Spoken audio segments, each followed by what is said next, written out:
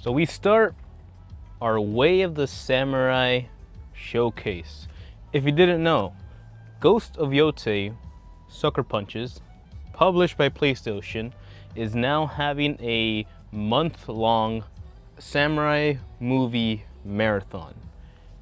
And if that sounds cool, it's because samurais are freaking cool, man. So, question. Who is Zantoichi and what is the tale? Well, I've heard that name before, and well, I can't be like, yo, I remember this history of this one guy that does one thing. The word Zantoichi has always been around the mindscape when it comes to this ultimate warrior that I believe is like one of the first to go like low key, you know what I mean? I feel like we call that Le Sigma. Sigma know what? Don't worry about it. Because we've talked about power. We've talked about the use of power. We've talked about how most people who abuse power are simply covering the fact that they don't have much of it, or control, or belief, or faith, or X amount of things in the universe. So it's a tried and true tale when you encounter the lone gunman, the Westerner, the lone wanderer, the endless samurai in the distance, and you see that character, and you see the hill, and you see the silhouette of the guy walking towards the camera over the hill, and you go like, damn, that guy's been places. And it's very interesting to see that in a Japanese film. This is Japanese history, believe it or not. And it's interesting, it's fascinating, because we grow up in California, in the world of movie land and blah, blah, blah. And one of the earliest things they keep on telling us, you, what person growing, is cowboys. Cowboys, Westerners, and that lone gruff, what's his name? JoJo has a catchphrase after him, yada yada, this thing. Good grief. The man himself. Anyways, so which came first is my idea. As I understand it, the cinemascape was a thing before the big booms, the big Hollywood productions, the big California and whatever you want to call it.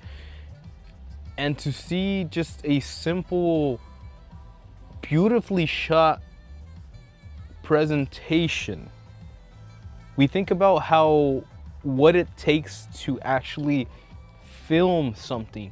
Back in the day where digital was not a thing, back when you had to actually time your day, your schedule, to where the sunlight would hit the camera lens at a perfect timing so that could burn the images into your film, and that film can be reproduced to become cinema.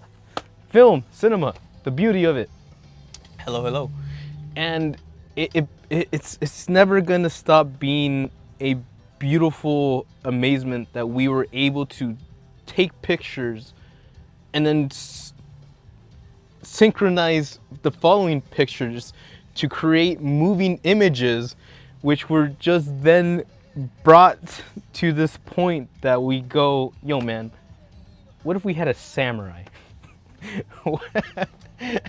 To which everyone goes like, yeah, they're cool, but how can you make them cooler? What if you had a blind samurai? And after that beautiful introduction, the tale of Zantoichi. This is something that while it has everything that we've come to expect, in a superhero movie, let's just put it that way. The single hero comes to town, or is in town, or has a situation happen to his universe, and he has to make the choice whether he wants to step up or he's just gonna be the the gust in the wind. I was gonna say fart in the wind, but that doesn't seem very nice, does it? But the slow transition in the wind. He could either be gone, he could either be in a different town, he could do anything in the universe as is his prerogative, solo freedom will. But then we see the humanity. We see the human behind the legend, or the building blocks of what this legend would become from the actions of this human.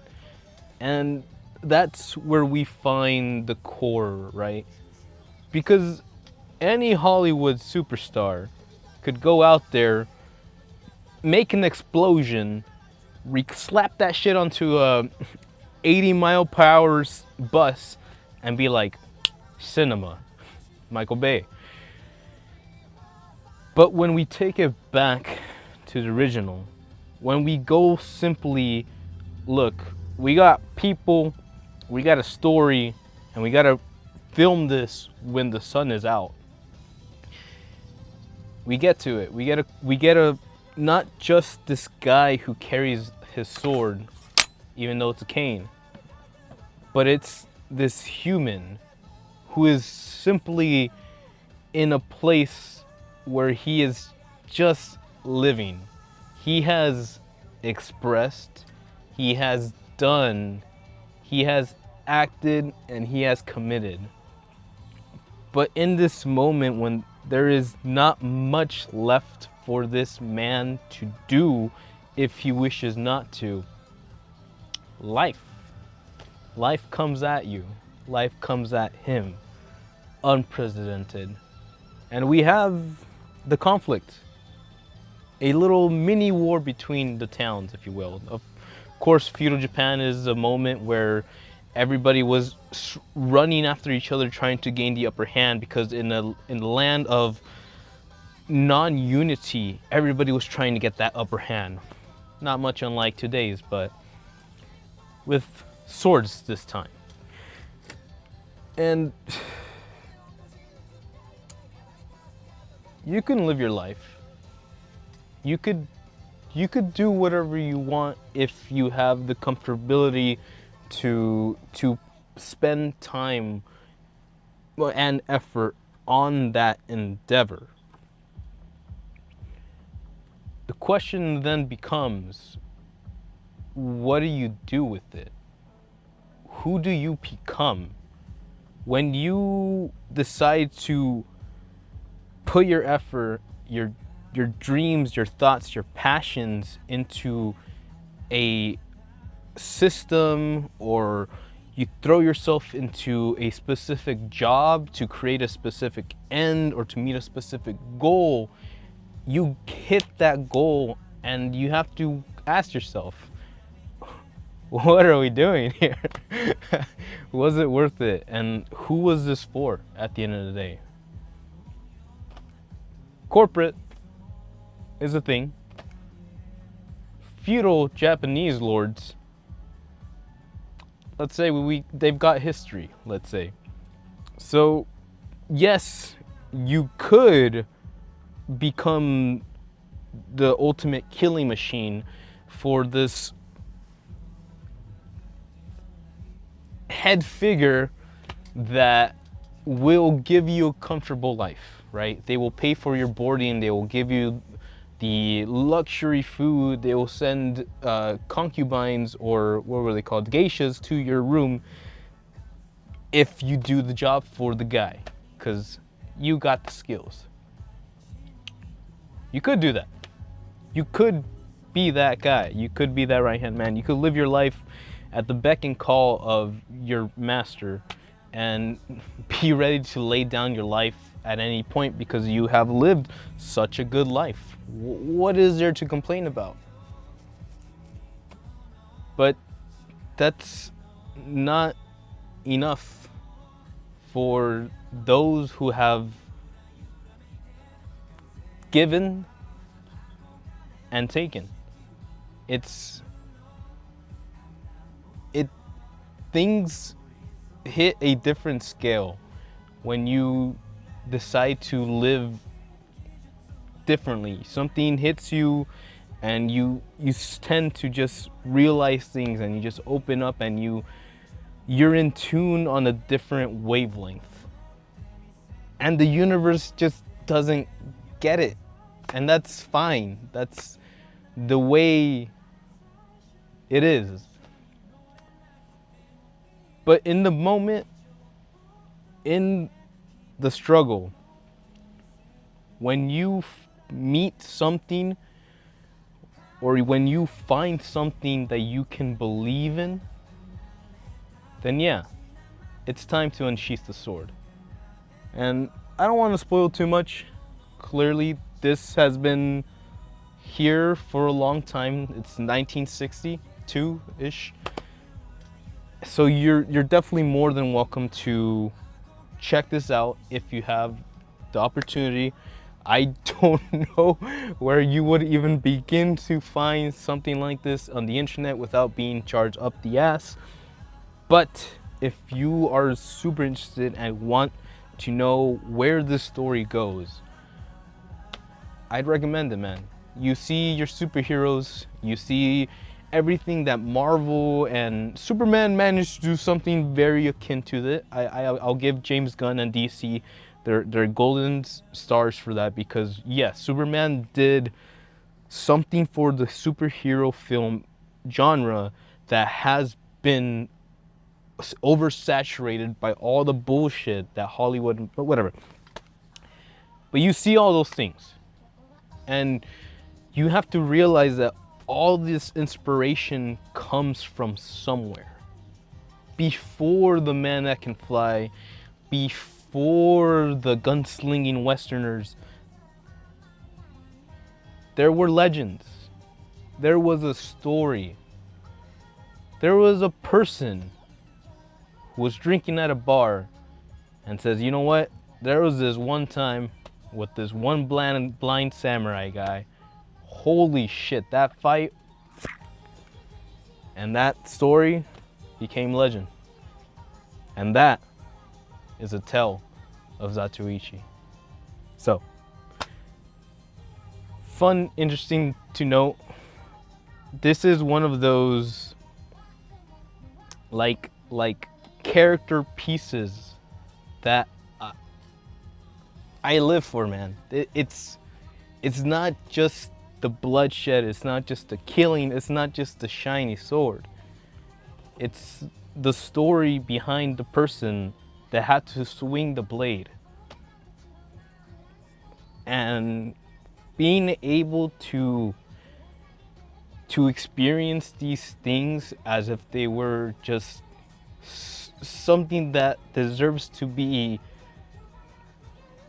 represented and taken care of and just preserved. That's the word I'm looking for. It's great, man. It makes me feel things. It makes me feel like there is a responsibility and a need to showcase the stories and the inspirations that made us, right? There's a Netflix show called The Toys That Made Us, and it's like all the freaking pop culture little minifigures that they released, and how those inspired these creators to create movies, comics, video games. And that, simply put, there is how I feel about seeing all these films in a time that shouldn't even be here. But thankfully there is a game called Ghost of Tsushima, or Yote. We're playing Ghost of Tsushima. Go check our playthroughs if you're interested. And Ghost of Yote releasing soon, that is taking inspiration not only, but paying respect to the stories that came before it. And we keep on asking ourselves, what are we doing? Where are we going with all this? Sony is gonna keep on building to do something. While I've heard things and I've seen reports of what something could be, it's these things that really make me hope that we can keep on doing things that matter. I don't know how else to put that in simple terms. We just recently got Tom Holland's Spider-Man suit revealed in whatever the new movie's called. Brand New Day, Spider-Man Brand New Day. And that's enough to mean something to a lot of people on the internet. That's great. Let's see where this inspiration comes from, man. Like it's hard to say that these companies and these people are not gonna be learning from this moment, but it's also like we deserve to have this thing available to us, and it's getting less and less like that, and more of a, well, you're only getting it because we're giving it to you, which again is consumerism 101. But it just makes me hope for something that means more, I guess. We got Spider-Man week coming back into theaters, so Sony, I guess, learned a thing or two from last year, and I guess we'll just keep an eye. We'll just see what movies mean to people and what those experiences bring to the table. And seeing all these retro samurai classic films really makes me feel like, hey man, we've been doing this for a long time, man. So, it's been a great wild ride, and I'm looking forward to see what else we look forward to. So, tell Zantoichi. Unfortunately, we've been busy. I've been alive. I've been doing work. I appreciate the space and time to actually do certain things that were on the bucket list. We are planning to keep on going with this cinema experience. Samurai movies, awesome. I love it. And trying to reflect on, like, what is this? Where are we going here? These Japanese guys, like, they had a certain like a mindset back in the day, and I'm very excited to see where these movies take us, and what inspirations we get from them. Spoilers, next movie up is called Lady Snowblood, and that movie is apparently what inspired Quentin Tarantino in Kill Bill.